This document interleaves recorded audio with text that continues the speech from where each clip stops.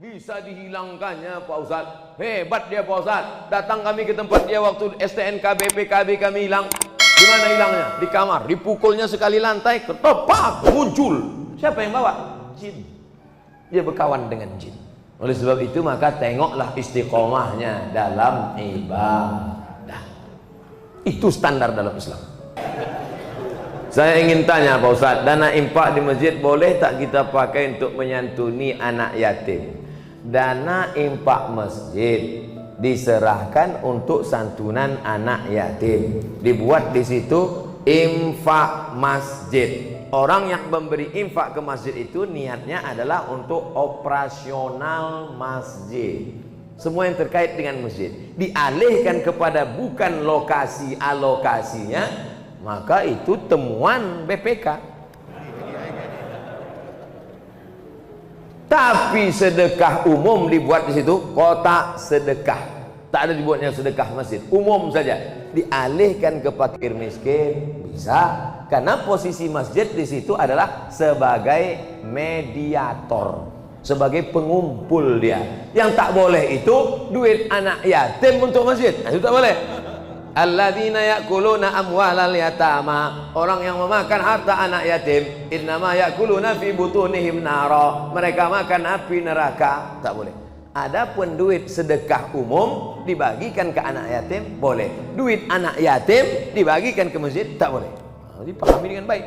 Dua, menyantuni fakir miskin Pak Ustadz, sedekah. Makanya untuk keluar dari ikhtilaf ini, makanya kadang kalau kita sholat Jumat kotak itu sampai 3. Kotak 1 untuk masjid, kotak 2 anak yatim, kotak 3 fakir miskin, kotak 4 MDA, kotak 5 DLL.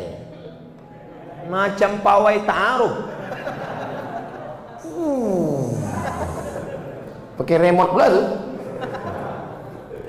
Kenapa banyak betul kotak? Supaya orang memasukkan duit sesuai dengan niatnya masing-masing. Ada yang mau ngasih masjid, kasih masjid. Ada yang ngasih anak yatim, kasih anak yatim. Ada yang ngasih MDA, kasih MDA. Pengurus takut salah alokasi dana nanti dituntut orang di akhirat. Udahlah amal tak banyak, menyelesaikan itu pula lagi. Ustaz, sebenarnya berapa kali Nabi Muhammad haji dan umrah? Pindah dari kota Makkah ke kota Madinah Al-Munawwarah. Tahun 1 tak ada, tahun 2 tak ada, tahun 3 tak ada, tahun 4 tak ada, tahun 5 tak ada, tahun 6 mimpi sahabat. Pas paginya, ya Rasulullah, ya malam tadi aku mimpi. Apa mimpimu? Malam tadi aku mimpi kita melihat Nabi bercerita, sahabat pun meyakini. Malam tadi aku mimpi melihat kita tawaf, sa'i dan tahallul. Berarti itu wahyu dari Allah Subhanahu wa taala. Maka kalau begitu mari kita ke Makkah. Mereka pun ramai-ramai menuju Makkah untuk melaksanakan umrah. Tapi sampai di Hudaybiyah. Hudaybiyah ini 22 km sebelum masuk Makkah, dihadang oleh kafir Quraisy, tak jadi masuk. Maka disebut umrah itu umrah tak terlaksana, diqadha tahun ke-7. Maka Nabi umrah 4 kali. Tahun ke-6, tahun ke-7, tahun ke-8 pembebasan kota Makkah, tahun ke-10 saat melaksanakan haji wada. Umrah 4 kali, haji 1 kali. Nah, jadi Bapak Ibu yang mau melaksanakan umrah tahun 2020, kita berangkat bulan Januari, umrah akbar bersama Ustadz Somad, bersama Travel Grand Safa Naudi. Kok ke situ pula perginya Pak Ustadz? Entah, itu yang ditanyanya tadi. Saya umrah setahun sekali aja, tak pernah pergi tiap bulan lah. Sekali, bulan Januari saja. Kenapa Ustadz pilih bulan Januari? Dingin, saya tak tahan panas. Panas menggelutar jantung. Haji Pak Ustadz, haji Nabi sekali aja. Bapak Ibu yang sudah haji jangan pergi haji lagi.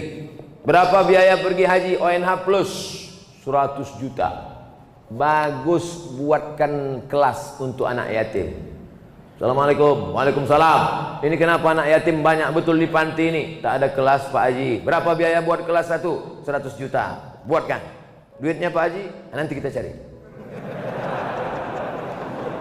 Kasihlah duit itu. Satu kelas 100 juta. Itulah yang akan menolong di hadapan Allah SWT. Bolak balik pergi ke Makkah, haji tiap-tiap tahun. Ini tolong anak fakir miskin celananya koyak tak bisa membayar uang sekolah, maka haji sekali saja, sisanya gunakan untuk menolong orang-orang susah. Setuju? Tak setuju pun tak apa-apa. Tapi tengok aja lah.